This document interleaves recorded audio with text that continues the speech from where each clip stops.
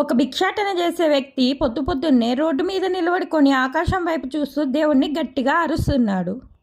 ఆయన ఎదురుగా ఒక రాజు వచ్చి, ఏమైంది, పొద్దు పొద్దున్నే ఎందుకు దేవుణ్ణి అరుస్తున్నావు అని అడిగాడు. నువ్వేమో రాజుల కుటుంబంలో పుట్టినావు, నేనేమో అడుక్కొని తింటున్నా, నీకు నాకు ఎంత తేడాగా పుట్టించాడో చూసావా ఆ దేవుడు అంటాడు. నీకు నేను 5 లక్షలు డబ్బిస్తా, నీ చెయ్యి నరికి అంటాడు. వామ్మో, నా చెయ్యి నరికిస్తే నేనెట్లా అడుక్కొని తినాలి అన్నాడు ఆ వ్యక్తి. సరే, నీకు 10 లక్షలు ఇస్తా, నీ కాలు నరికి అంటాడు. వామ్మో, నా కాలు నరికిస్తే నేనెట్లా బతకాలి అంటాడు.